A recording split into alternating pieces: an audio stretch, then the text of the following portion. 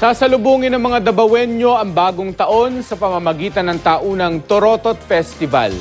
Makibalita tayo live kay Donna Timbal Sinaho ng GMA Davao. Donna.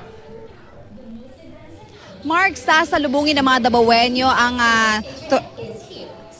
isang masigabo at maingin na pagdiriwang ang 2015. Pero hindi sa pamamagitan ng mga peligrosong paputok, kundi sa makukulay, malalaki at malikhaing pagkakagawa ng mga torotot sa ikalawang Torotot Festival.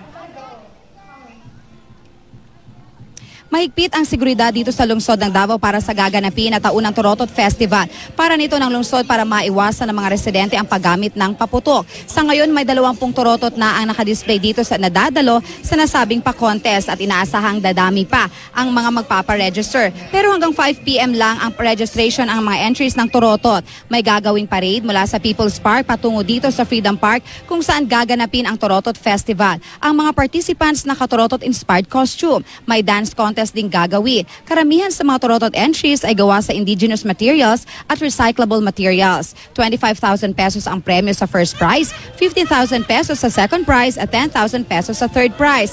Inaasahang aabot sa 7,000 na mga tao ang dadalo sa ikalawang Torotot Festival dito sa lungsod. Paalala ng pulisya sa mga dadalo, bawal ang pagdadala ng backpacks. Bawal din mag-park ng mga sasakyan sa mismong pagdadausan o pagdadausan ng festival at bawal din ang pagdala ng mga container maliban na lang sa clear water container. Mas dumadami na ang mga dadalo sa Torotot Festival sa mga oras na ito. May ilang programa pang gaganapin bago sabay-sabay na patutunugin ng mga Dabawenyo ang kanilang mga torotot sa countdown sa bagong taon mamaya. Sa katunayan nga niyan, Mark, nandito sa aking tabi ang isa sa mga entries ng Torotot Festival. Pasample nga, kuya. Happy New Year mga kapuso at yan ang latest mula dito sa Davao City. Donna Timbal Sinaho, Nakbabalita, Pilipinas.